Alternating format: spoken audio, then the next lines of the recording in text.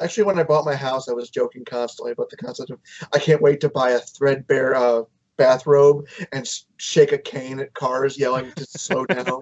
It's awesome. I live on a corner lot, and I've done that since I moved here. So there you go.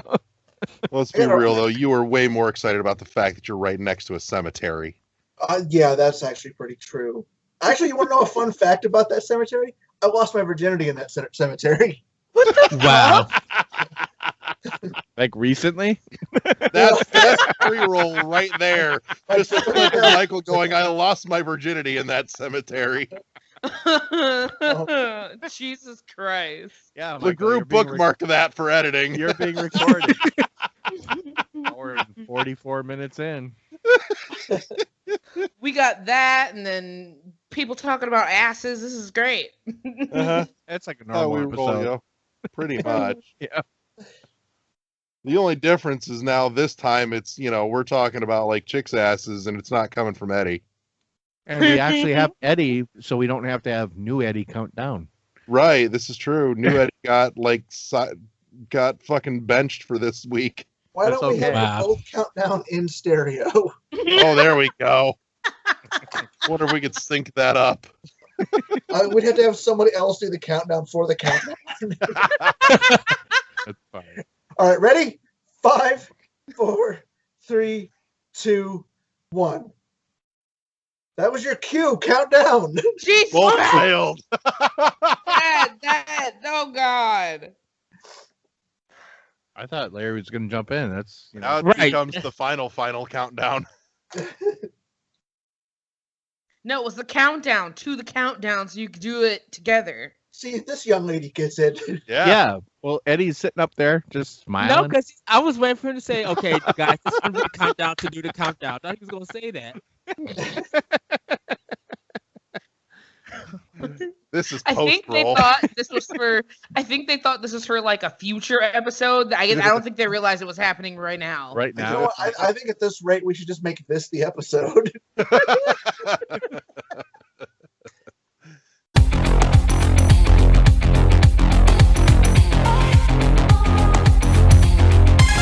Holding the key firmly in my hands. I'm looking forward, I know where I stand. And this is it, I have nothing to lose. Engage fluo injectors. Engaging fluo injectors. Fluid reactors at 80%, sir. Fluo containment field is destabilizing. Emergency fluo containment protocols now. All hands brace for impact. Brace for impact in 3, 2, 1.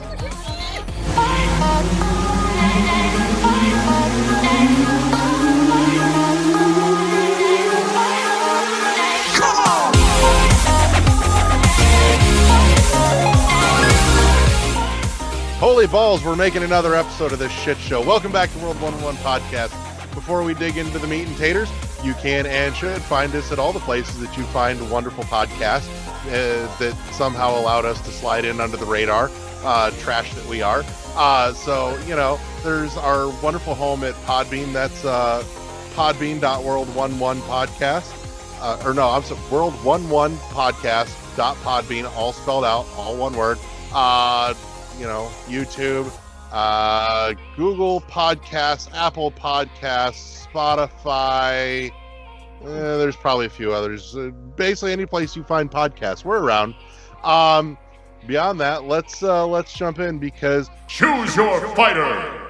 I am, as always, your host, Larry the Bearded Wonder. Joining me this wonderful evening are all my friends, or at least a majority of them. We have 5 of 7 of the crew, which is more than we've had in a long fucking time, actually. So with us, back from the land of retail, dead somehow or another, we have Eddie the Chocolate Thunder from Down Under with Wonder V. It's good to be professionally unprofessional with you guys. Been listening to old stuff, and it just brought out that deep cut. So, Exactly.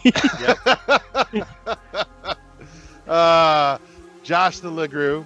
Yo. I'm gonna call you shipping delay. Yeah, I know. You can do Lost in transit. that. It's actually on its way to you, though. I Now. know a tracking number exists. Yep. to be there at Monday or Tuesday. I don't know where mine is at, so I'll just like. No, I know. Right. I've got a package for you, Eddie, but it's delayed. So, Michael Grumpy Pants Brown Yep. and Zoe Sunshine Consuela. No, not Consuelo. Sorry, it was right on my screen. It was just, I'm reading. I know, I haven't changed it yet. I know, It's I'm okay. reading. You're good. But thank you for calling me Sunshine. I'll take it. There you go. So, all right, let's dig in and get this shit show rolling with Oh my gosh! Video games. Michael. What have you been playing in your 1 hour of personal time a week? I honestly nothing. I've been playing. I've been just catching up on shows. Like I'm following The Watch, which is a BBC America show based very loosely on a Terry Pratchett Discworld novel series. But what they did is they took it from the Discworld and they literally just kind of dipped it in punk rock. And Okay. I love the aesthetic. The music is fantastic. It's still fantasy based, so there's magic and dragons and shit like that. But they've also changed some major aspects of the story, and I'm not 100% sure how I feel about them. And it's like for instance, one of the characters they changed in the book is a female dwarf who is one of the few dwarves that insist on telling everybody she's a woman. Because dwarves in that world all basically identify as male, whether they're male or female. Right. And in the show, for some strange reason, she's a transhuman. And it doesn't make any sense why they would have changed this. I still like what they're doing with the character. It's just not the character it's supposed to be. You sound There's- like you're waiting to find out if there's a point to this or if they just did it to Kinda. do it. At this point, it almost feels like it's intentionally an alternate reality version of it. But like a lot of the actors they got, I really enjoy. They killed off a major character from the books pretty much within the second episode. But it's a good show. Like I'm just curious to see if there's like you said, if there's a point to the altercations. Right. Alterations? Yeah, there we go. Alterations. Otherwise, I've loaded up the Phoenix Rising DLC, but really haven't messed with it. Just Aw, having a time. sad face. Yeah, a little bit. Because unfortunately, it seems like this is literally just a bunch of challenges, whereas they kind of took away the open world aspect of it. But there is a story to it, so I actually am really enjoying what little I've messed with it. So this is kind of like the challenge room stack from Breath of the Wild. Kinda. Okay. What this is, this is a minor spoiler, but the main character finds out that she's part deity. And these challenges are challenges from the other deities to find out whether or not she's worthy of joining the pantheon.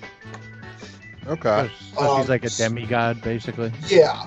So there's, Basically, it's Rush Week at the Pantheon. yeah, pretty much. Right.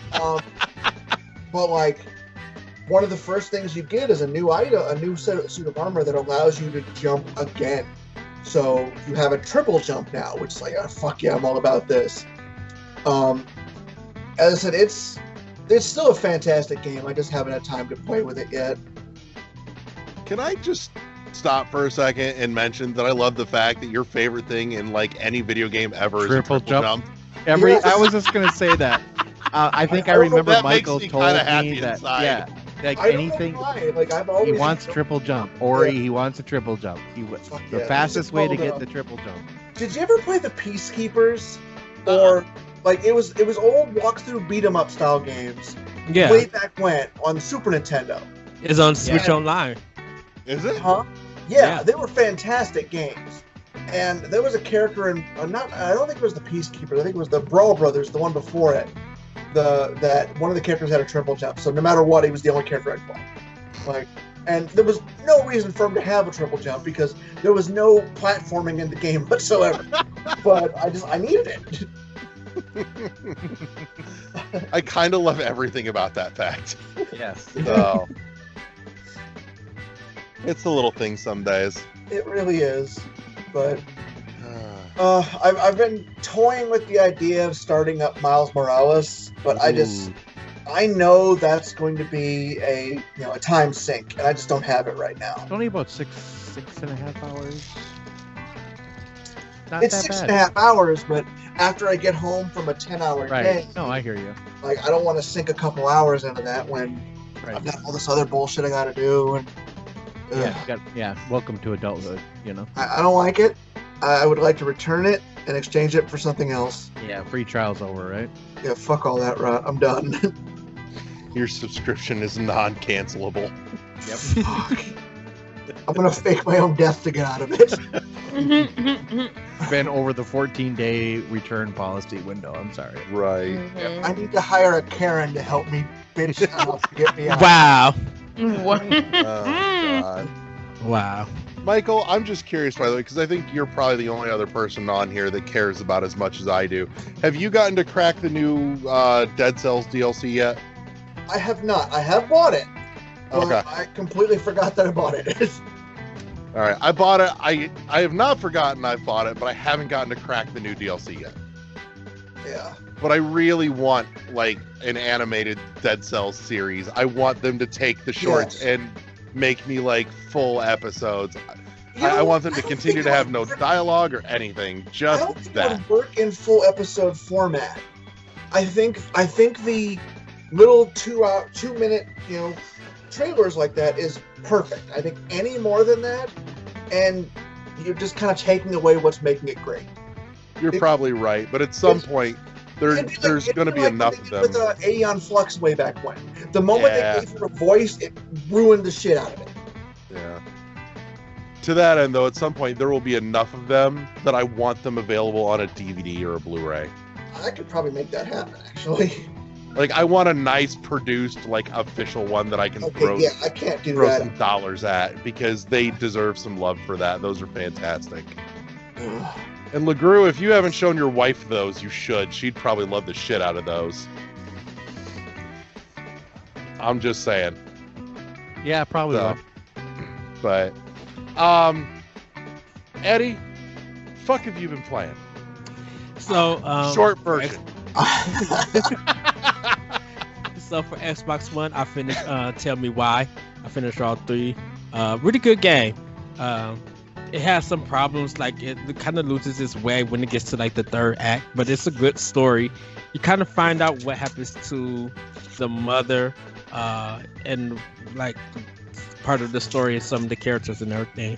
But it was really good. I really did enjoy it. I just finished Final Fantasy VII remake. I saw that. Yeah, and didn't even realize today's the 24th anniversary of this recording. How do you feel about the ending to it? I feel like they're about to change it. I feel like what they really about to do is kind of go in a different route, saying, what if this was added on, even though this is still going to be happening, like adding extra elements. Mhm. I didn't have too much a problem with the ending.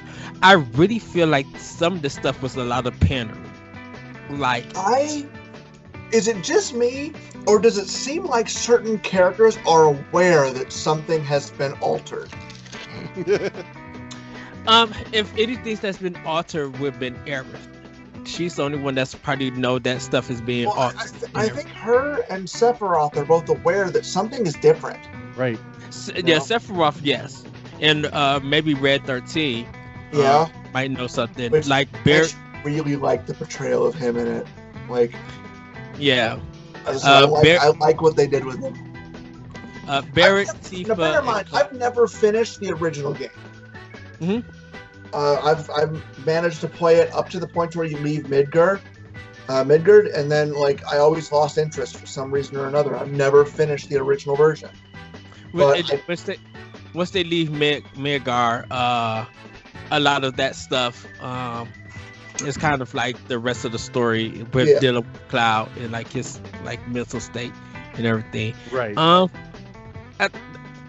They did add a lot of new elements to this, and they already added some stuff where you don't do in the normal game. Like a whole section of it is like brand new to pretty much to the game. Oh, The motorcycle old game section? stuff. No, not that. It's an actual ghost area that you Oh, gotta yeah. get through. Yeah, that was never in the original one. I thought It was because the ghost train area was in the original one, wasn't it? Or am no, I thinking 6? no, that's Final Fantasy 6. Because you get the not slam dunk. You get the suplex, the Yeah. train, the ghost train. So that's Final Fantasy 6 /3. I forgot there was a ghost area, like a Mhm. train graveyard. Nope, in not in the- Final Fantasy 7. Huh. Because when you meet Aerith or Aeris, in the regular Final Fantasy 7 game, you guys get to the wall market, and then when you get to the wall market, you get to you gotta get Cloud dressed up and meet Cornello and stuff like that, and then it goes on from there because you get back to Sector 7 after you get Tifa and everything. So they skipped a whole bunch of stuff. But then, like this new one, they added so many elements, and they already changed it by adding characters that would never end Final Fantasy VII. So, they're adding more to make the experience bigger, while still doing their best to tell like the main thing of Final Fantasy VII. I didn't have a problem with the ending or anything. But I did feel like that some of the stuff where I said pandering, it's just like you added too much to get to the point that you was trying to make that I really didn't need, so stuff started feeling like it was being dragged out and stuff. But it's a good game. I spent 50 hours with it, so I think I'm gonna go back and do it on easy, and try to collect stuff that I missed or anything. But other than that, it's a good game. Playing Yakuza Like a Dragon for Oh. PS4. How do you like Is that? there any other way to play it? On PS5 and Xbox One. But no Yes, matter sir. where you play it, aren't you playing it like a dragon? No. I'm He was really trying to like, make a joke that went You know, nowhere. yeah. yeah. You know, He fails. He fails a lot. Get an I F. don't care. I was still gonna make it anyways. I don't give a shit. It made me happy. Fuck all the rest of y'all. Of course, because it's coming from you. It's a really good game. It's really funny. I kind of like the combat system that it has this Dragon Quest kind of beat 'em up style to it. It's not. It don't look that hard to get into. You can still grind into it and get powerful. But I'm like kind of enjoying it and stuff. So that's kind of my next game. I bought Until Dawn, so that's going to be for next month. For it, yeah. And for Switch, playing Cyber Shadow, really enjoying that. That is, to me, it is Konami's version of Ninja Gaiden. Yeah, I picked it up. I haven't cracked it open yet, but everything about it says I need to get there. Is that the one that's made by the people who did Shovel Knight? Published Yeah, by, yes. Okay. Published by Yacht Yacht Club and published. it was developed by somebody else. The game looks like a Konami game, like from the Double Dribble days. Yeah. I'm not feeling the music. You might disagree with me, Larry. Oh, now I need to know. Now I The need to music play is- that. Every time I'm playing this game, I feel like the music needs to be Batman from Sunsoft on the NES. All right, how'd you feel about the music in The Messenger? Didn't really care for it. All right, now I know to just disregard your opinion on this subject then. No, because the thing about it is like the Messenger was good, but it's just like when I got to the 16-bit graphics and heard the sound of it, it kind of felt distorted. It felt too clean of the sound than the 8-bit thing, and I'm just like, I'm not feeling this here and there. I think sometimes when you got a big action game like The Messenger and Cyber Shadow, you kind of want an 8-bit Rocky soundtrack.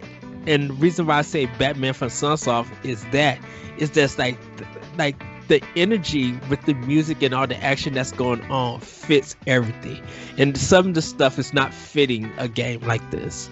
So, but yeah, that's what I'm playing. Last but not least, I'm doing Ni no Kuni also on Switch. I had it on PS3, but I didn't get far. But I'm enjoying it on Switch. It's a good place to play it. That's the remastered one, right? I think so. I guess it's the re-release. Of Ni no Kuni. Dragon Quest XI is the remaster. Well, not remaster. Right. I know what you're saying. That's the definitive. Yeah. And then that Monster Hunter Rise demo, I got some in today. I'll just record it before, I can't play it anymore, like multiplayer and stuff. And really enjoying it. Really like it. I already pre-ordered the deluxe version, so I just got to go to the store and pick it up when it comes out. But yeah, that's pretty much all that I'm playing. And last but not least, I do want to jump into Doom Eternal also. That's my next game for Xbox One. Okay. LeGrew, what have you been playing? Okay, so I've been playing the medium. Time's up. Yep. Okay. Playing the medium. I've been playing Cyber Shadow. I don't know if you guys have dabbled in that yet or not. I haven't. Like I said, I bought it. I haven't started it, but I did buy it while it was still like pre-sale discount. I liked it. I like it because it is that old school platformer, kind of like Castlevania-ish. It has when you get hit, you actually fall backwards a little bit. Mm-hmm. So it's kind of cool. The medium, I just started. I'm about an hour and a half, 2 hours in. Really, really liking it. Good. Other than that, that's kind of it. Okay. The short version. Right. That timer wasn't kidding. So, Zoe, have you gotten to crack into anything? No. I couldn't remember if you had or hadn't. I haven't been home the entire time, so I didn't know if you'd gotten to dink with anything. Oh! I know one you've been playing that I don't think we've gotten to talk about on here, though. Yeah. What? Circle game. Oh, yeah. So there's this game called Journey of, I can't remember if it's A Broken Circle or The Broken Circle. But basically you play this circle that's got like a piece missing, and he's rolling fairly okay, but not as smooth as a whole circle. So you spend the game trying to find different pieces to fit in the circle. And one makes you stick to stuff, one lets you fly, one lets you go really fast, and so there's different abilities with them, but this whole game is a metaphor for relationships. Like, what's it called again? Journey of a Broken Circle or Journey of the Broken Circle. It's like $3. Yeah, it's super cheap. I was like, this looks pretty simple, and you're just you literally it's on the Switch. You literally are just pushing the forward button and a jump button. That is it for your controls. And it's actually a pretty decent game. There's a lot of, like I said, a lot of metaphorical stuff that's in there. Like one little piece that you get, he's really sulky. He's the one that, I don't really want to spoil everything, but there's a piece that's like really sulky, and the circle's like, yeah, let's keep moving, and the piece is like, no, but I want to stay. Meh. And so they part because one was bringing the other down, and then he got with another piece, and they were doing pretty well together, and he's like, yeah, I'm finally free, but the piece he got was like, well, is this really freedom? I can only do this with you. Like, we're very codependent. And I was like, fuck, like, I didn't even get this game knowing that it went this deep into like relationship type stuff, like attachments. They meet this one character that as soon as you like roll and meet them, it's not even like one of the pieces for the circle, but it's just a character, and it's like, hey, I love you, let's stay together forever. And they're like, whoa, like, I don't even know you. And then you try to go away, and it's like, no, please come back. My world is gonna end. And I'm like, but every time the circle's alone, there's like this dark cloud thing that follows him, like, you're worthless, and no one ever is gonna want you. And I was like, what the fuck? I'm like, this game is way too metaphorical for the simplicity of this game. Like, if you're looking for something with simple play but like deep message, it's kind of spot on. I thoroughly like this game. Added to wish list. It's like $8 right now. So Yeah, It's keep not an a eye bad on buy. it. Keep an eye on it. It was just on sale for like $3, so it'll more than likely go back on sale soon, or at some point in the nearish future. It's a game I haven't been playing, but I'm anxious to play, is the game that Larry actually got me. I'm a huge Steven Universe fan.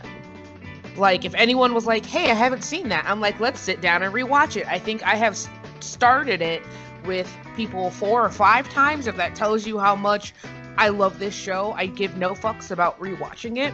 So, plug there for Steven Universe, But there was a game, I don't know how I fucking missed that there was a game for this series, but somewhere in there's a game called Steven Universe Save the Light, and he happened to hear about it on one of the podcasts he was listening to, and he was like, hey, here's a surprise gift for you. And I saw it, and I'm just like, this looks really cool. You can play as different characters in the game, and it's not like you're playing through a story that's already happened in the show. It's its own story. So I'm really anxious to play that game. It came while I was not home, so now that I'm back home, it's on my list, and I'm gonna hit that game. Now, didn't you say too when you were looking that it's actually listed as like canon to the series story as well? Yeah, it's in between the end of Steven Universe and prior to the Steven Universe movie. Okay. So we haven't gotten to older Steven yet. Because I looked up, and it was by happenstance too, because I looked up how old Steven was and other characters, and then it said Steven Universe at 15, and I was like, when the hell was he 15? And it's in that game. It's technically that middle year that we don't get to see. Okay. I also saw too, and I told her, which made her rather excited, that they actually got all the voice actors from the show to reprise their roles for the game, so it wasn't like a haphazard, this is what we can manage and kind of thing, but they actually all got back together to do the work for the game as well and put the love into it, which I thought was pretty cool. So if any of you are Steven Universe fans, if you're not and haven't watched it, you should. It's awesome. But if you are fans and didn't know this game existed, there you go. What have I been playing? Mostly Downwell. Downwell has soaked up most of my gaming time because I can play it in 5-minute shots and put it back down again. I did crack open Ida. I'm currently wrestling with the second combat encounter. It's kind of like it's a twin stick shooter boss rush game with a story that happens in between fights. And the whole story seems to kind of be about this weird runic garden afterlife purgatory thing, and everyone seems incredibly determined to not be fucking helpful and tell you what you want to know.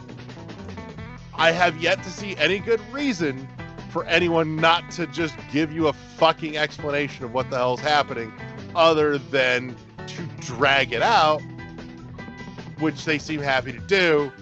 But that's honestly really my only frustration with this, is that the characters that you encounter start giving you maybe the beginning of an explanation of what the fuck's happening, but then they're like, I'm too busy to fucking tell this to you, and then the dialogue stops but they still just stand there. I'm like, well, we're still here. I got time. You got some time, apparently. How about maybe you fill in the rest of the blank, dick? But other than that, I mean, it's fun. It's a solid challenge thus far. I'm enjoying it. It's pretty. It's got a very like muted, cool tone, color palette, pastel, lo-fi pixel art to it. But no, it plays smooth. It does appear that the mechanics get a little bit deeper than what you start with, which was kind of a concern for me. It was like, even if it didn't, I'd still be okay with it. But it does look like it starts to kind of open up as you go along a little bit. Like you're going to start to get some more weapons that you can use. So it's not just like twin stick shooter, but it looks like I've got the blueprint for at least a melee weapon, and there does seem to be like a weapon wheel that has probably about a dozen slots on it, so there's more coming. So, but I like what's there so far. It's fun, it's good, it's pretty, it's up my alley. I just need to play more of it. I swear there was something else.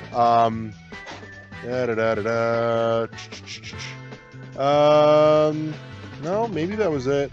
I did pick up the Dead Cells DLC, but haven't started it yet. Part of me is almost afraid of going back to Dead Cells the way I'm kind of afraid of going back to Slay the Spire again. But on the other hand, Downwell's kind of turning into that for me already anyways, but Downwell is quicker to get in and out of, so I feel a little less bad about it. So if that counts for anything, I should go back to Dead Cells though. I feel like I need something to kind of de-rust my action platformer fingers. So other than that, actually I've been talking with one of the housemates about getting back into Borderlands, and I almost picked up the Handsome Collection at Walmart yesterday for $15, but I put it back down because, much to my dismay, I discovered the Handsome Collection doesn't have the first Borderlands in it. I'm like, No. the fuck? Why? It's what Oh, is it? 'cause Borderlands. It's Borderlands, Borderlands 2. and the pre-sequel. And the pre-sequel, yeah. Yeah. Yeah, I'm like, why is the first one not on here? This is horse shit. because that one was already out. And once he announced Borderlands 3, he mentioned that Borderlands 1 was going to be re-released. So they did it digitally. So It's irritating. So, but I'm kind of, pitch for it. That's it. yeah, I've kind of got an itch to go back and play the first Borderlands again, because now I have like one or two people that I could actually play through it with, which makes it way more fun. Right. Did you beat So- it? I beat it, and I got through, I think, like half to 2/3 of the DLC. Like, I know I finished the zombie DLC, and I think I got most of the way through the fuck was the other DLC pack? Was it the Sarge's something or other, or I don't remember the name of it. I would but- have to. I think I have it on PlayStation. I would have to look it up what it was.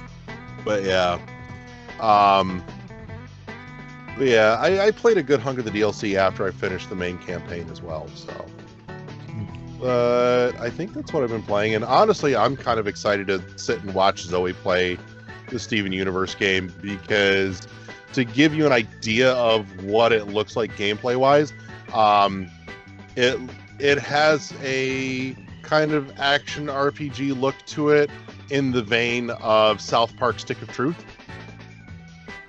So I saw it, I'm like, all right, this kind of piques my interest, because Stick of Truth was hella good. So, but that's it. Oh, on a related note, by the way, she's absolutely right. You should go watch Steven Universe, and Hulu has a good hunk of it, but HBO Max has all of it. Okay. So so you don't have to shuffle around for it. HBO Max is the way to go for that, because they've got Hulu stops at season 4 of Steven Universe. HBO's got seasons 1 through 5, the movie and Future, which is what I'm currently in the middle of with Zoe is Future. Nice. So, but we actually just picked up an HBO Max subscription, and I'm thoroughly enjoying a lot of the content on there. Like, it's got a couple of my favorite shows. It has the brand new remasters of Babylon 5. Yeah, I was going to say that. The HD remasters, right? Yep. That's on there. All of Doctor Who's on there, including Torchwood and Sarah Jane. I need to find out if they have Class, because I never got around to watching Class. Fresh Prince of Bel-Air's on there, too. Yeah, boy. And the Really? Boondocks. Yeah. So, Zoe and I watched almost the entire first season of Boondocks today. Oh wow. So, Well, that's the one with the R. Kelly court case. uh-huh. Yep. Yeah. That was like the second episode on season 1. I see Pete coming. I get out the way. She saw Pete coming. She stayed. So, but yeah. Yeah, I think that's most of what I've been playing. I've had an itch to get into my DS as well, which again spurred my thought of, Tate mode plus flip grip equals DS games on Switch. But that's me. Michael, you weren't here for that conversation, were you? No. Oh, this is brilliant. You'd love this, dude. So it occurred to me earlier today that there's no good reason not to have DS games on the Switch. You just make it so that it's handheld only, and when you boot it up, it automatically goes into Tate mode, so that it stretches out long ways across, and they just partner with the guys that make the flip grip and put them on store shelves for the DS games. Be perfect. So you're basically just playing it like this. One frame on top of the other. The button layout's all right. I want DS games on my Switch just like that. Actually, yeah, that'd be a good idea. Telling you, man. Contra First, figure 4. out the cartridge adapter for it. Fuck a cartridge adapter, man. Just put it on the eShop, or release, or obviously it's on the eShop no matter what. But if you're feeling real froggy, you can put out some physical cartridges as well. Maybe, bundle them together with some flip grips. Some shit like that would be real easy. But yeah, like, bring me Contra 4 and Sonic Rush and Metroid Prime Pinball. We can bring back fucking Mario Kart DS, because that Mario Kart DS was one of the best Mario Karts there ever fucking was. There's some solid stuff we can bring. Honestly, I mean, granted, there's a handful of DS games you just could not do that way. Like 100% Trace Memory would not work. Brain Age, I don't think would work. So, Because of touch.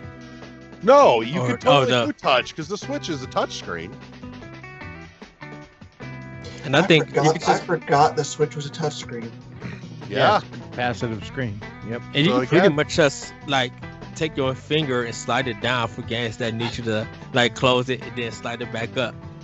If you Well, need like I to. said, Trace Memory is a real weird exception, because one, it actually required the microphone, and two, one of the puzzles required that you actually like folded the system. But that's why I said put your hand on top of it to slide it down like it's closing and then bring it back up. Didn't work. No. You had to like fold it partially, and you were looking at the reflection of the top screen and the bottom screen, and the two together with the reflection, the two images together, lined up to make a complete image to give you an answer. Oh, they'll probably be able to find some way to do it. Who knows? I don't know, but I feel like it would lose the magic of that. I mean, Scourge High would be good to be play on there. Fuck yeah, Scourge High. So many good DS games. We could have a re-release of all the Castlevania DS games again. Yes, Oh please. God, come on! Don't Uh, tease me like that, Larry. Don't tease I- me like that. You know they're so good. They're so good, and like if you want to buy them today, they're expensive. Are they really? Yeah, I because have they're all of them, and they're I worth- still need they're a worth- order of Ecclesia. they're worth pretty good money. Huh. Yeah, I've got Dawn of Yeah. Sorrow and Portrait of Ruin. I never. I don't picked have up any of them, Ecclesia. and I've been looking, The problem is where I live, it just blows to find secondhand stuff. So I'll keep my eyes peeled. If I see something reasonable, I'll hit you up and let you know. yeah, because I mean, honestly, I've been itching, but of course, we're in the world we're in right now, and I've been itching to like do a vacation or a trip where I just come up somewhere and just start like retro game shopping. Right. Because I don't have any of that down here. Yeah. It just sucks because everybody's mother and grandmother that moves down here has already sold all their crap by the time they get here. So, but yeah, that's what's been rolling around. Oh, shout out to another podcast, by the way, because like Zoe said, they're the reason I came across the Steven Universe game. But shout out to Nindy Nations. They do a really well produced show on a weekly basis too. So they are very, very consistent in terms of, like, if you're looking for small digestible stuff, like they talk exclusively indies on Switch, and they break their show into what came out this week and what's the best of everything on sale this week. So it's a good way to bolster your library and or wish list. So, and I've come across a few things on there that had slipped by me as well that have been well worth. So I'll just throw that out there for them. But that's what I've been playing. So I think here's a perfectly good place for us to stop and take a break. Welcome to Hard Copy Hounds, powered by the World 1-1 Network and sponsored by Premium Edition Games and their upcoming Series 3 release, Cathedral. Let's get into the Hard Copy Hounds report. We're starting off this week with LimitedRunGames.com, where you can pre-order your copies of the following: Axiom Verge 2 for the Switch and PlayStation 4, with an open pre-order that goes live on October 1st and runs through October 31st, as well as the Axiom Verge 1 and 2 bundle for the Switch and PlayStation 4 with the same pre-order dates. Blood Rain Betrayal Fresh Bites for the Switch and PlayStation 4 has an open pre-order through October 3rd. Demon's Tilt for the PlayStation 4 with a limited print of 5,000 copies available worldwide, with pre-orders going live on October 1st. Eichenfeld for the Switch and PlayStation 4 is currently in an open pre-order through October 24th. One Step from Eden for the Switch and PS4 in an open pre-order till October 10th. And Quake for the Switch with an open pre-order through October 3rd. Rounding it out is Turok on the PlayStation 4 with an open pre-order through October 17th. Turok 2 Seeds of Evil for the PlayStation 4 in an open pre-order through October 17th. And Turok 2 Seeds of Evil bundle for the PS4 with an open pre-order through October 17th. Taking a look at LRG's distribution list, we've got all its collection on the Switch in an open pre-order through October 17th. Gear Shifters on the Switch and PS4 with pre-orders going live on October 12th and running through November 14th. Going under for the Switch and PlayStation 4, Neon Abyss on the Switch, Riverbound for Switch and PS4 with an open pre-order running through October 10th. Shadows of Adam on the Switch and PlayStation 4, Strife Veteran Edition for the Switch in an open pre-order through October 17th. The Falconeer Warrior Edition on PlayStation 4, PlayStation 5, and Switch. The Town of Light on the PlayStation 4 with an open pre-order of 2,500 copies available worldwide. Hyperlight Drifter on the Switch is in hand and ready to ship. You can also order your copies of Harvest Moon One World for the Switch and PS4 in an open pre-order. Billion Road on the Switch. Holy Potatoes Compendium for the Switch. Regions of Ruin on Switch. Super Epic The Entertainment War on Switch and PlayStation 4. Ark of Alchemist for the Switch. Thea The Awakening for the Switch. Mercenary Kings on PS4, Where the Water Tastes Like Wine for PlayStation 4 and Switch, and finally Dragonstar Vernier on the Switch. Next on the list is SuperRareGames.com, where you can put in your orders for your copies of Deponia Collection, Ida, Last Day of June, Little Inferno, the Meepoo Me Collection, Monster Prom XXL, Old School Musical, Roki, Smoke and Sacrifice, Unrailed, and Yes Your Grace, all for the Switch. Moving down the line, we've got SpecialReserveGames.com, where you can put in your pre-order for Demon Throttle on the Switch with an open pre-order running through November 15th now. Piku Niku and Heave-Ho on the Switch, and coming soon, Loop Hero and Weird West. Coming up next, we've got our sponsor, Premium Edition Games, where you can still grab your copy of Pigeon Dev Games Collection for the Switch and keep your eyes peeled for the upcoming Series 3 release, Cathedral, on the Switch. Looking next, we've got strictly limited games in the spotlight with copies of A Magical High School Girl for the Switch, Asterix and Obelix, Slap Them All, Switch and PS4, Bubble Bobble for Friends, The Baron is Back for the Switch and PlayStation 4, Clockwork Aquario on PS4 and Switch, Coffee Talk for the PS4 only, Darius Extra version available for the Genesis and Master Drive, depending on your side of the pond, Last Labyrinth on the PS4, Lode Runner Legacy for the Switch and PS4, Mega Turrican Director's Cut for the Genesis and the Mega Drive, Necrosphere Deluxe on PS4, No Heroes Here for the PS4 as well, Pressure Overdrive on Switch and PS4, Rolling Gunner for the PlayStation 4 and Switch, Space Invaders Invisible Collection for the Switch, Speed Limit on Switch and PS4, Spelunker HD Deluxe for Switch and PS4, Super Turrican 1 and Super Turrican 2, both available on Super Nintendo and Super Famicom. The King's Bird for the PS4, Turrican Anthology Volume 1 and Turrican Anthology Volume 2, both available for Switch and PlayStation 4. And coming from Strictly Limited's partner store, Always Awakening on the NES in an open pre-order through October 17th. Connect Tank for Switch and PS4, Cotton Reboot on Switch and PS4, Crosscode for the PlayStation 4, Root Double on Switch, Star Renegades for both Switch and PS4, Umihara Kawase Bazooka on PlayStation 4 and Switch, Witch Spring 3 Refined for the Switch, Wonder Boy, Asha and Monster World for PlayStation 4 and Switch, and Yeast Origins on Switch and PS4. Next, we've got I Am 8-Bit, where you can grab up your copies of the Annapurna Deluxe Edition, Disco Elysium, Final Cut Collector's Edition for Switch, PS5, and Xbox, Etherborn on Switch and PS4, Gone Home and Grindstone, both for the Switch, Inside on the PS4, Manifold Garden for Switch and PlayStation 5, Mega Man X on Super Nintendo, Mutazone for Switch and PS4, Ori Collector's Edition on the Switch is in an open pre-order as well, Res Infinite Eco Forward Edition on PS4, Spinch for the Switch, Spirit Fair with a pre-order running for Switch and PlayStation 4, The Pathless on PS5, Untitled Goose Game for Switch and PS4, and finally Wadham for the PlayStation 4.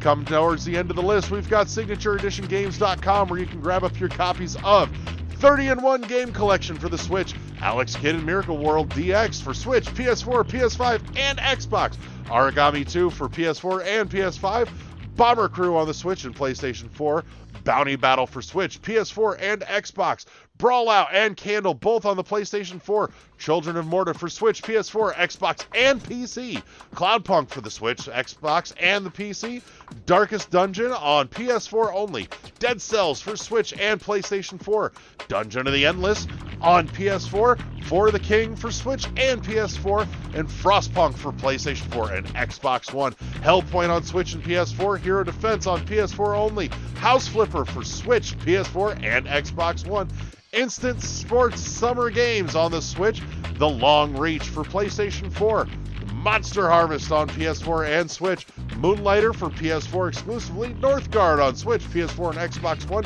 Riot Civil Unrest for PS4, Road 96 on Switch, currently in pre-order, Runbow for the Switch and PlayStation 4 available, Sparklight on Switch, PS4, and Xbox, Spirit of the North for Switch, PS4, and PS5, Stranded Sales for Switch, PS4, and Xbox One, Streets of Rage 4 for Switch, PS4, Xbox One, and PC, and the Streets of Rage 4 Anniversary Edition for Switch and PS4, Terraria for the PC only, Ultimate Chicken Horse Anniversary Edition for the Switch, Unbox Newbie's Adventure for PS4, Valfaris and Vaporium both for the Switch, and Yonder the Cloudcatcher Chronicles for Switch, PS4, and PS5.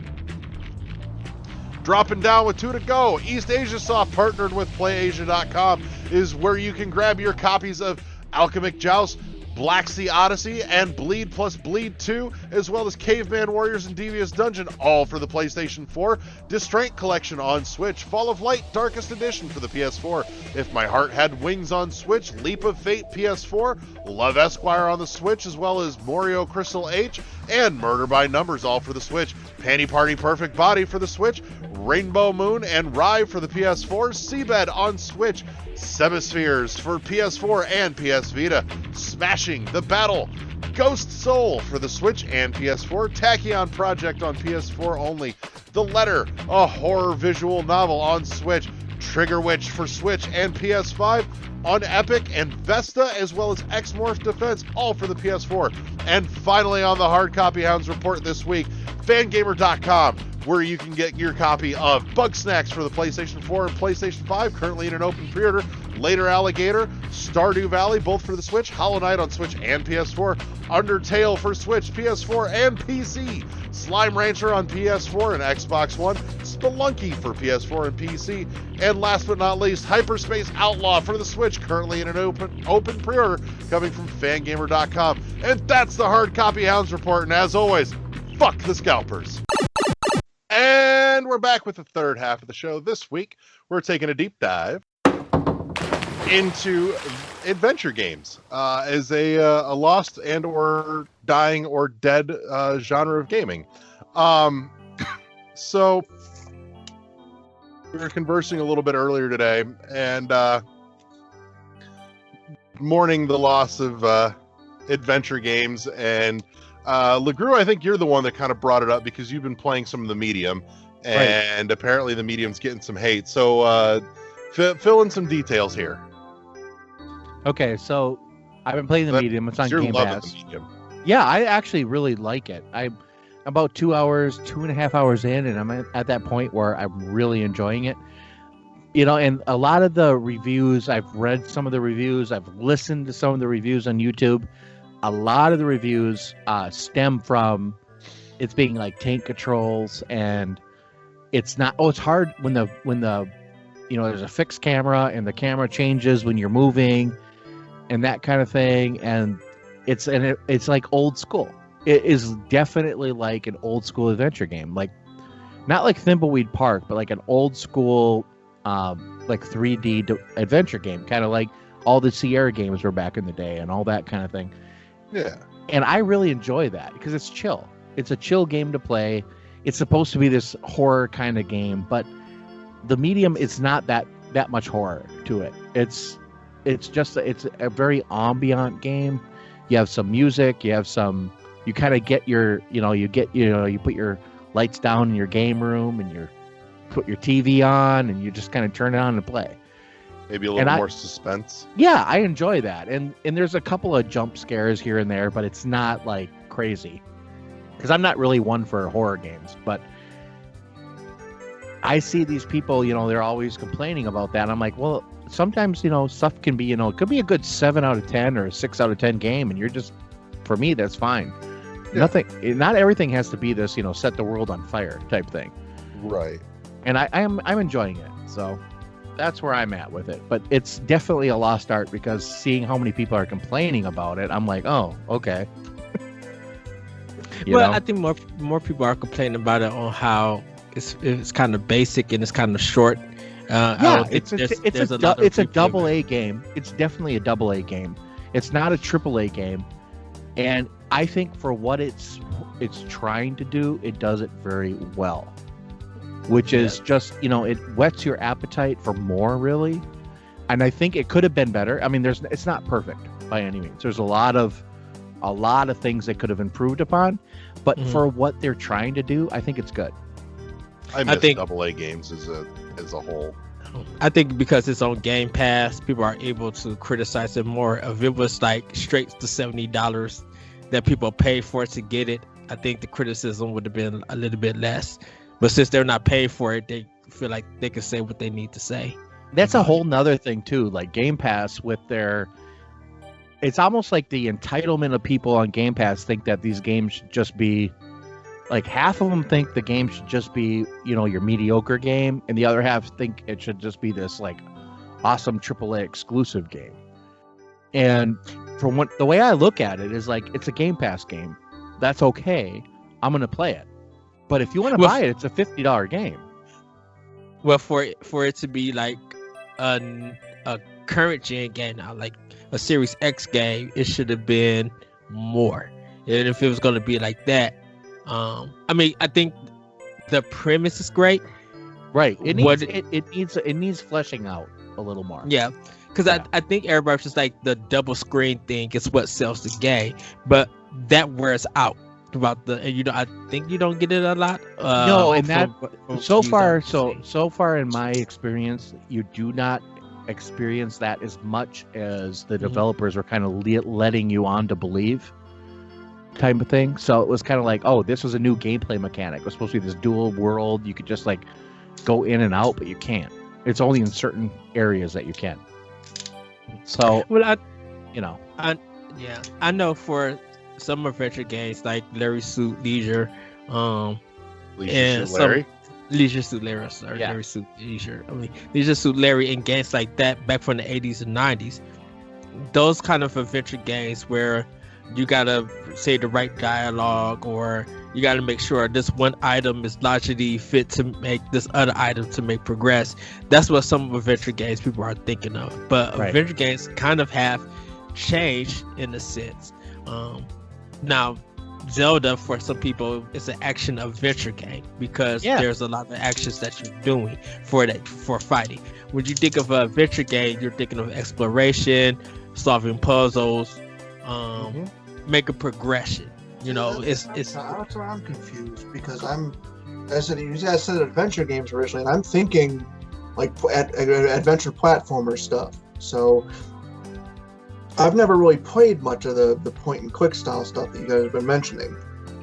Right, because I'm kind of where Michael is with this, because when you guys said adventure game, I was thinking like Zelda, and I guess it falls more in like the action adventure because you're doing a lot of stuff. right.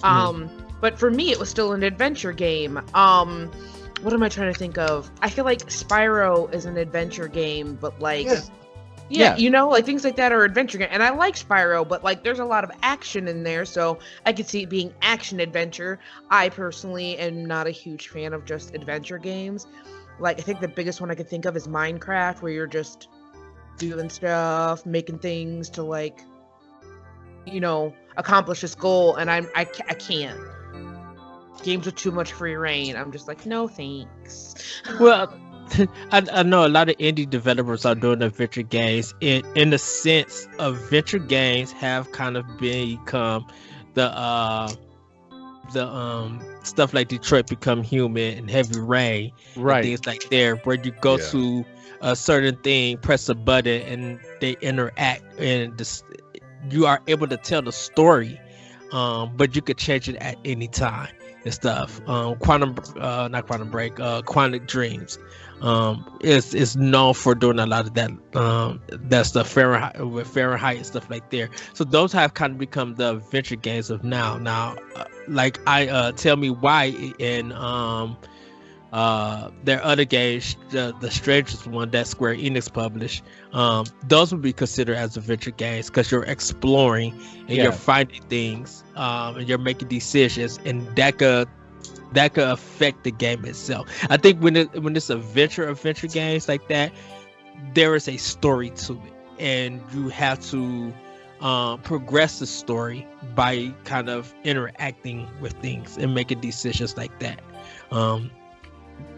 So I mean, and I would say it's different than a walkie sim like what remains of Edith Finch and everybody goes to the rapture. That's different as an adventure game. I think maybe the closest thing that modern gaming has to old school adventure games would probably honestly be like the Telltale stuff. Life is Strange. Those are Telltale. those are a fairly close approximation. I mean, they're definitely missing some of the puzzle element, as they're more just narrative driven. Like, there's not really much in the way of obstacle between you and progression. Whereas, Phoenix Wright. Yeah, that's not a bad thought either. Phoenix Wright. Yeah, Phoenix Wright is kind of like the modern take of an adventure game, where you're solving these puzzles, but you're collecting evidence to solve them. And then when you get to the court case, you're using those items that you found to prove someone of lying, or prove them that they're guilty. So would like Obra Dinn count as an adventure game? Ooh. Yeah, I think so. I'd probably throw it in there. Same as I'd throw it in there as much as I'd throw The Witness in there, and Right.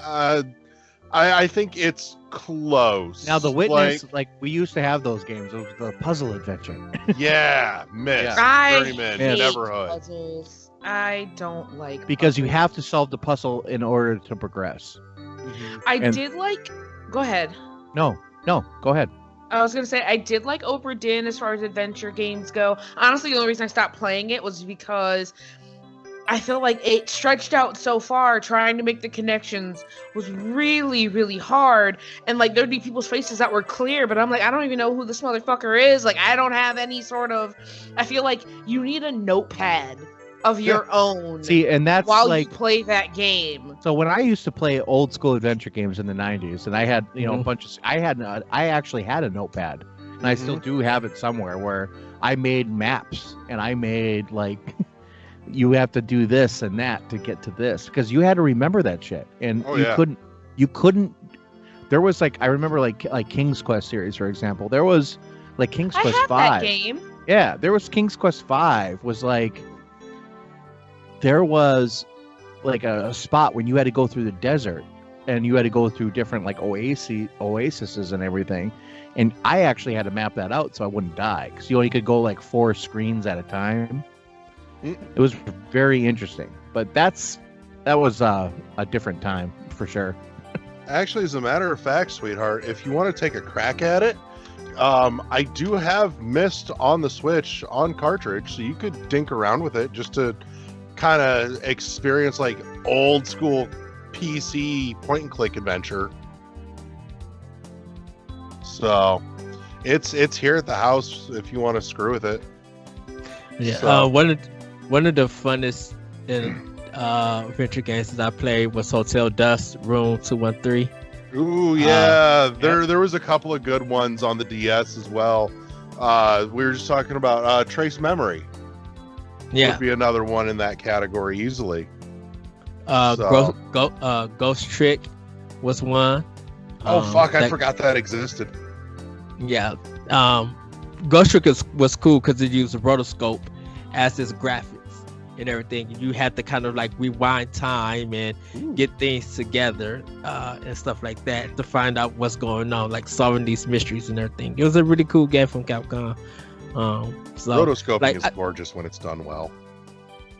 I think a lot of modern adventure games nowadays are kind of cool to play with. You know, seeing them graphically, understanding them more, seeing where the logic fits at, and being able to get through a lot of them and stuff. They don't really take long unless unless the game feels like it's long by not letting you skip cutscenes and talking and stuff like that. Right. Now that's one thing about the medium that I have actually noticed. You can skip any cutscene. When it's playing, you can just push a button and it gives you the option to skip. So if you are not into the story and you just want to play the game, you can play that game pretty good and pretty fast too. Now I kind of think you're missing the point of that type of game. You're missing the point of that type of game, but I also think that maybe it's for people that maybe have already played it and they just want to replay the gameplay. Get to the game, and it's so far it's engrossing. It's not super great. It's good. It's solid, and I enjoy that. Well, that option also makes it more conducive for people to start speed running it as well, because speed running puzzle adventure games is a thing too, just like anything else. I know a while back, somebody who sadly no longer streams on Twitch, one of the mods in her stream was actually real big on speed running The Witness. And I watched some of his stuff. It was really cool because you would see him figure out how far away he could snipe and successfully complete puzzles without having to actually walk all the way up to them, just by having it memorized. That's awesome. No, it was really cool. So yeah. So that's I know, a neat thing to watch. Yeah, I know Maniac Mansion is like a well-known adventure game. Oh yeah, And that's like what Thimbleweed Park is based on, kind of. yeah, Like if you played Maniac Mansion back in the day, Thimbleweed Park is very, very similar. Thimbleweed Park's fucking hilarious too. It is. It's a great game. It's an adventure game made by people that know what adventure games were. Yeah. yeah. And they know what it shouldn't be as well. As a Right. matter of fact, And they play on it. there is something in the instruction manual for Thimbleweed Park that is forever a treasure to me. And I'm gonna get this out so you can so I can share and you can hear. Let's see here. Let me fish this out. There we go. On the back of the manual for Thimbleweed Park, it says, let's see here. First, it gives you a few helpful hints. So, you Okay. know, start by trying to switch between the characters, pick up everything you can. Odds are at some point, all those strange things will have some purpose, you know, things like that. Right. But, the best part on here, it says, our game design philosophy. We follow Gilbert's rules for making adventure games. End objectives need to be clear. Sub goals need to be obvious. Live and learn. No backwards puzzles. Allow players to go back to pick up items they need now. Puzzles should advance the story. Real time is bad drama. Incremental reward. No arbitrary puzzles. Reward player intent. Do not have unconnected events. And give the player options. That's their design philosophy in making Thimbleweed Park. Yeah, so it takes And an it shows. it takes an old school concept and makes it new. Yeah. Well, Right. and they fixed a lot of the nonsense that Like You you couldn't get- go back, and you couldn't, because old school adventure games you could not go back. If you Well- missed something, guess what? You got to replay. Well, that and old school adventure games also often applied very bizarre video game logic to something that made, you know, would otherwise just like, the fuck? How? Yeah. So, Machinarium's another example of that. And while pretty and still fun, it does fall into that trap of requiring bizarre video game logic to figure out some of those puzzles. A lot of them, honestly. So, I just have an issue, or not really an issue, but just a problem for me playing adventure games because I feel like a lot of them are so abstract, and I'm just that person that I'm like, no, you gotta, oh my god. yeah, it's happening. I know. The best part is he keeps flitting in and out like a ghost. Right? Okay. Oh my god. That just happened. Well, we are both an explicit and poly-positive podcast here. Oh, I know. I'm just my train I of didn't thought sign just up went. for that. My train of thought just kind of went. What? Okay. What the fuck was I talking about? Abstract. Okay, there you go.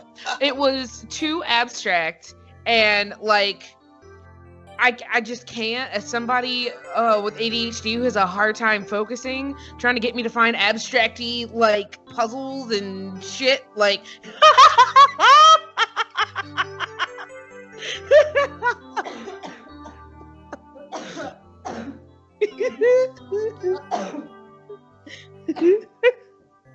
It's just really hard for me. I need something that's like, go over here and look for this thing. Oh my god, yeah.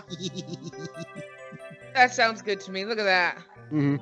What's up, guys? This is That's Noah. awesome. We Hi, love guys. Noah too. Now, if you really want to impress me, show up in like Eddie's lab.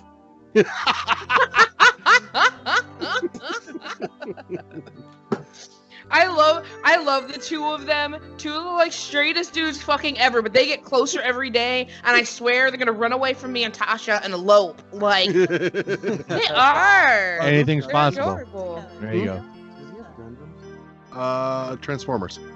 Oh, Oh, fuck you. They're awesome. The bromance right there. Look at it. It's blossoming and it's beautiful. Michael is local to the area as well. We love yeah. Michael. But yeah. But yeah. What's up, guys? I'm Noah. Nice to meet all of y'all. But Nice to meet Zoe, you, Noah. But Zoe dear, on the subject of them being too abstract, you might want to take a shot at Thimbleweed Park. Actually, it's very Okay. story centric, and like you heard, their game philosophy is we try and stay away from the abstract, insane puzzles and have them make sense. Okay. Yeah. And it's very dialogue driven as well. So Okay, I'll give it a whirl. Like, I'm not saying that they're like a genre that I just hate. Okay, like it's not like it's that. It's just like they're not my go-to. They're not Right. definitely not like my top genre to go to. Action adventure games are pretty dope in my opinion. But the ones that just kind of like you're doing something, but you're not like doing something. right. Well, like I said, it's story progression. You know, it's heavily on the story. Mhm. And these puzzles just fit the story and stuff. You know, I think stuff like Phoenix Wright, you are doing a lot of stuff because there are other actions that you take in the game to make progression until you get to your court case and stuff like that. So that's why I say like a lot of modern adventure games kind of changed it up. It's not the basic point and click anymore, that you just point something, click it, get the item, and then move it or go to a Right. different area and do it like there. And that's why I think the medium too is it's a good progression. It's a good way for that genre to move forward a little bit, where people will, I think they'll appreciate it, but they'll also see it kind of like they might be annoyed by it a little bit because it's not just giving it all to you. You have to kind Yeah. of work for it a little bit, but it's rewarding in that way. I think that's always been a big thing with adventure games as a whole too, is that you have to work for progress in them. Yes. They tend to be a lot less hand-holdy, Right. a lot less, and I'm sure I'm gonna hurt somebody's feelings by using the term, and I'm not even talking about anyone here specifically, just somebody out there I'm sure is going to be upset that I'm using this term, but they're a lot less participation trophy-esque, Yeah. where you don't get to win just because you fucking showed up. Right. So You're right though. I feel slightly offended. I'm like, hey, I put work into my games. I've signed up for this already offended, so Mhm. oh, I know you did. Pretty much everything offends you, so I'm not terribly concerned about that. But I'm also not super offended. I'm not like a huge like avid gamer either, so I feel like when I go to play a game, I want something that I can just like You play the make game, progress. do Yeah. like I just want to do the Yeah. thing. I think if I was more avid and like deeper into playing video games, I probably wouldn't mind something like that so much. But seeing as it's something that like I do every once in a while and like more spur of the moment, I'm like I just want to get in, play the game, and then like get out. Like I just want to do the your insight into the casual mindset in this hobby. Yeah. So, you didn't really play a lot of games before you met Larry, right? I did. I That's played a me lot of. genuinely asking. I'm just not sure.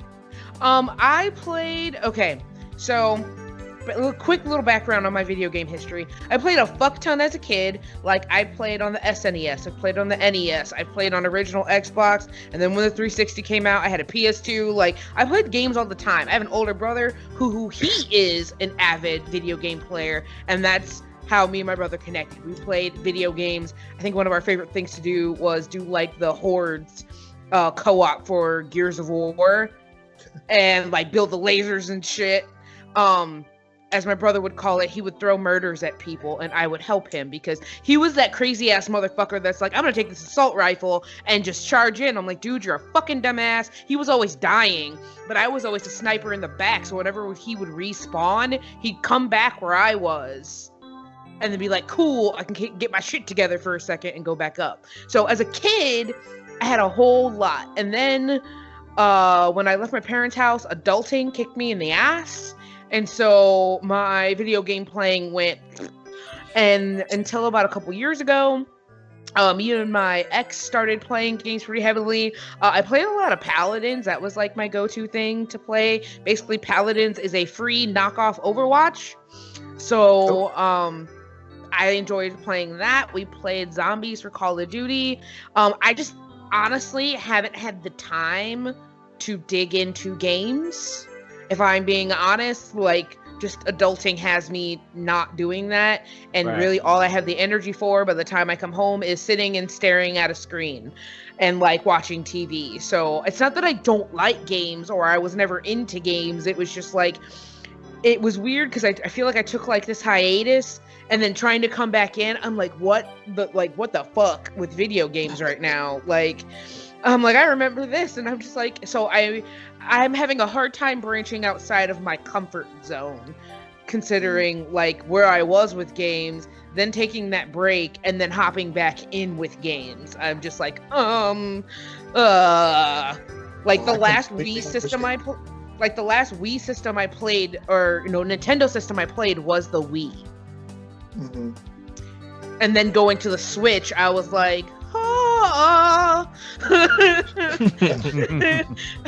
I had an Xbox One, so like Xbox was about the only thing that I kept up with, and there's an Xbox One in the house, but there's only one controller, so we don't play it a whole hell of a lot. Which didn't used to be an issue really, because prior to you moving in last year, I didn't really have anybody to play anything with, so the one controller was sufficient. And now we've been looking over the last couple months going, we could totally play this. Oh fuck, we need another controller. Also, my problem is most of the games that I was even playing belong to my ex. So when I moved out, like my entire collection of shit, like, because it was either downloaded digitally onto the system or we bought together. And so I could only take the games that like I bought for me. Yeah. And so like anything that I liked to play on the reg just went whew. So I basically once again had to start all over again. So when you guys who've like been able to keep up with everything as it went, I have like gaps. So I'm just like, I'm here and it feels like this big scary thing to just dive into. But I'm slowly integrating the more, like, Larry helps me find things, and I'm finding my way into what I like, and, like, I found the Broken Circle game all on my own, and I'm kind of happy about that one, and I really do like that game. But, like, so I'm finding myself with who I am as a gamer. I do find, like, being with him, I am more into video games again, and so I'm kind of happy that they're back in my life, because growing up, they were something very near and dear to me. Like, anytime I go see my brother, I try to play games with him, because it's very nostalgic for me. So, like I said, it's not that I don't like video games, it's just life took me away from them, and then coming back to them, my brain just goes, what the fuck? Like, we jumped ahead so far. There's so many options now, so many genres. I don't even know where to start or what to do. And I think part of it is too now is that gaming is more mainstream, and you can come and go to it. Like back in the day when you were playing these adventure games, you were already heavily invested into a PC, and you had the time. You know, and there wasn't many of these games coming out, and so it was like, I would play these things for, half a year or so. I mean, I remember my first King's Quest game was my dad got it on a work computer, and he happened to be able to, his boss said, yeah, just bring it home because it's, productivity draining. So you just take it home. So that's how we got that first game. And once we got that, then we just got hooked into those, and there wasn't the internet. There wasn't that stuff around. There wasn't that base of gaming knowledge that there is now. Well, I mean, especially with streaming now too. Right. I was gonna say, I mean, adventure games for me started because when we got a Hewlett Packard, which wasn't the first family computer in the house, but it was the first Windows machine in the house. Right. it came with like a folder of like games and demos, and some of the ones that were in there was a demo for the Neverhood, and there was a full copy of the Journeyman Project Turbo. Right. Is Neverhood an adventure game? Yes. Yeah. I honestly, when we watched some stuff with that, I would honestly love to play that game at some point. Like, Yeah, that's a point-and-click adventure puzzle game. I feel like my grandma had. Okay, I'm not trying to like say anything to you about you guys. I'm honestly saying my grandma had them. I have like one of the fucking coolest grandmas ever. She played fucking Doom on her PC. Okay, my grandma was a badass. She played Grand Theft Auto, and yeah, my grandma played PC games like fucking San Andreas and shit on her computer. I'm like, the fuck, grandma? So like that's not like a knock at you that I'm like, my grandma played these. No, I had a badass grandma. But like I feel like she had some of these like point and click type games, and like I genuinely enjoyed them when I was young. Like I said just now, and I feel like with just how society is now, it's so fast paced, and it's just everything, everywhere, all the time. Nothing slows down. It's hard to go back. So I feel like there was a time where like I enjoyed shit like that, and when it was a simpler time. It was a simpler time, and we had less graphics. Yeah. Right. We had Mega Man and 4 Contra. pixels, and we were happy. That's right. So I feel like just the way everything 4K, is now, and just how games have evolved, it's just a lot now. Like gaming is its own like thing, and I feel like back in the day it wasn't as popular as it is now. Oh, it's not. Yeah. Yeah, that's actually completely true.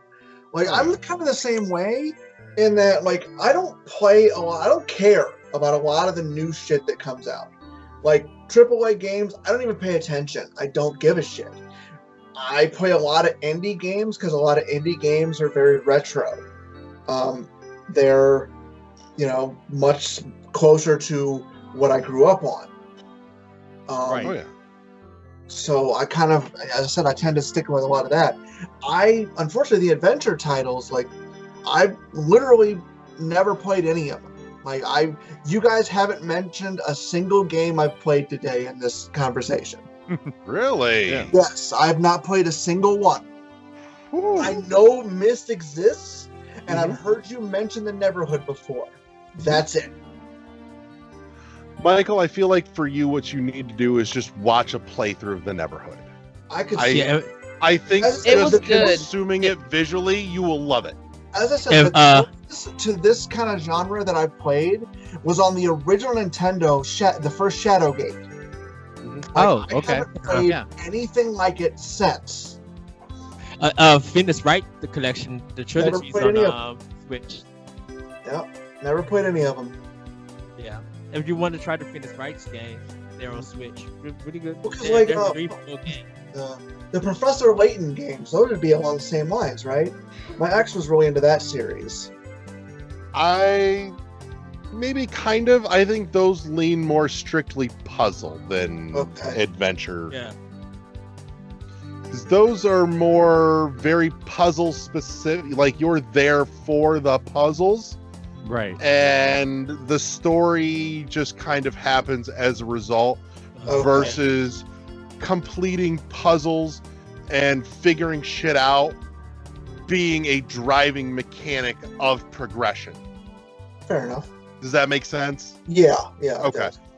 Like, it made sense in my head, but I wasn't sure if it was coming out in a way that made fucking sense. English! Do you speak it? Yeah. Yeah, we heard Samuel L. Jackson say those lines today because we were watching Boondocks. We were. We were. God, we're going back through everything because, like, I remember watching Boondocks here and there, and so some of the episodes, like, I definitely like the whole pimp named Slickback. Like, we watched that today. Like, there are certain key episodes that, like, if you were watching Boondocks at all, you just fucking knew. But like just going back through, we watched one Martin Luther King Jr. today, and I forgot about that one. Yeah, and that Return of just the made King. me sad because it's so true. Like, I'm a black person, and I'm gonna put that out there. And if there are any black people listening, and you get offended, this is probably for you. But like, honestly, sometimes I look at black people and I'm like, what the fuck, y'all? Like, we need to get our shit together. Like, I'm not saying there's not injustices working against us, but like, hot damn, I also recognize that we got some shit in our own house we need to fix. But anywho, that is a totally different conversation for a totally different podcast. I felt like it just got real quiet, and I was just like, moving on. I think we all said what we could say about Ventura Games. I think so. Yeah. But yeah, no, I would close on this thought, though. I would say that if nothing else, it would be fascinating for somebody vastly more qualified than me to explore and document the history, change, and progression of adventure games as a genre. Right. I think that would be absolutely fascinating because it's really changed so much from what it was to what it is that it's almost recognizable. It kind of approaches on the question of, you know, if you take a broom and you replace the handle and then 6 months later you replace the brush, is it still the same broom? Right. So, because I really feel like that's exactly what's happened to adventure games as a genre. Oh yeah.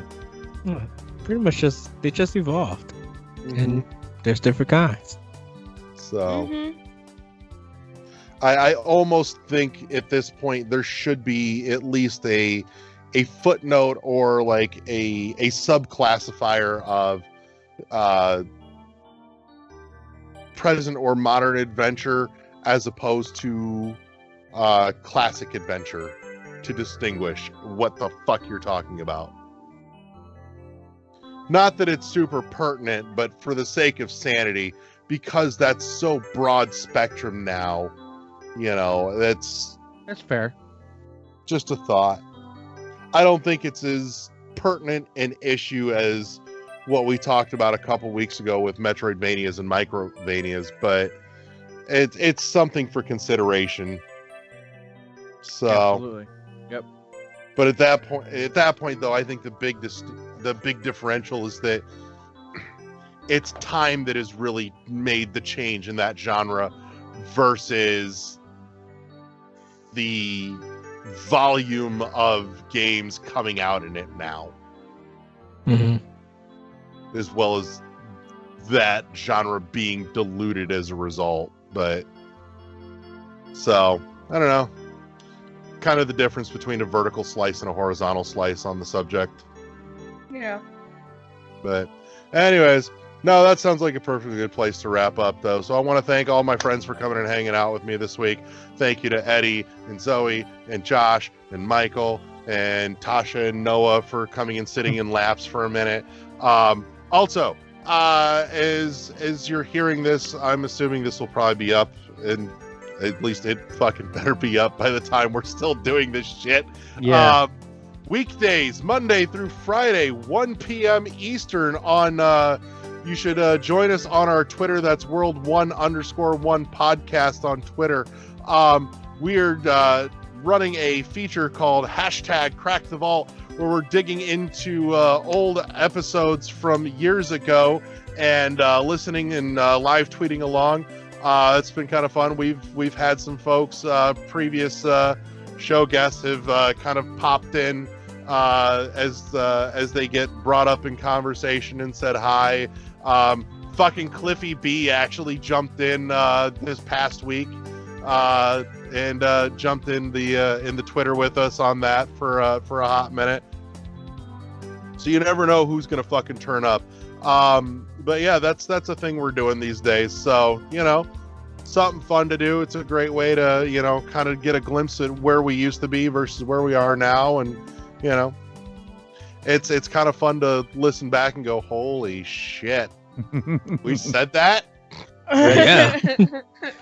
Should I have been I going wish back my- and be like, Yeah. oh, I was just saying, I'm going back and be like, man, we had some conversations that we Oh were yeah, saying. we did. I was definitely more of a cantankerous asshole than I am now. I've mellowed out a little bit, though most of my opinions have held the same. I'm just a slightly less asshole about it. Just a tiny bit less abrasive. But for the most part, though, I'm pleased to report that a lot of my viewpoints still fairly well hold up, especially because it was one that just came up in Crack the Vault a couple days ago.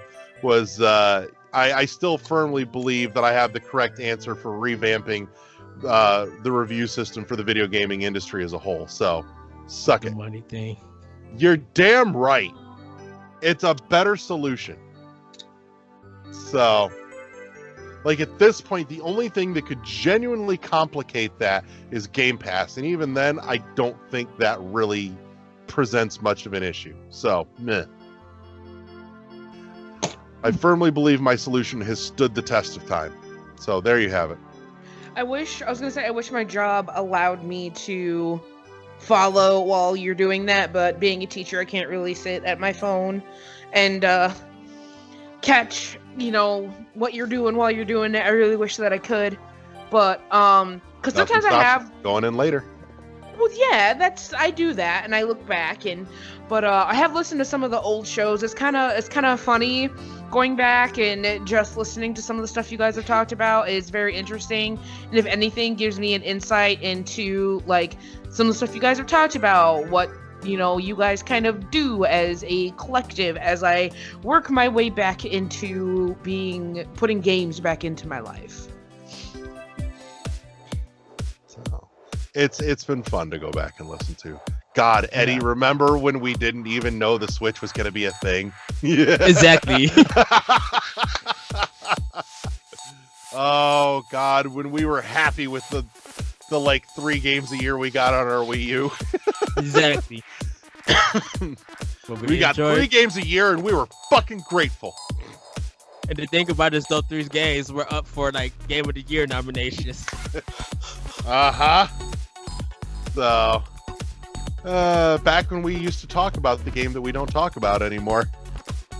So, but anyways, let's wrap this shit show up, and we'll be back next week. So, everybody say goodnight, Gracie. Good night, Bye, Gracie. everybody. Good night. We'll see you next time on World 1 podcast. Bye, everybody. Peace.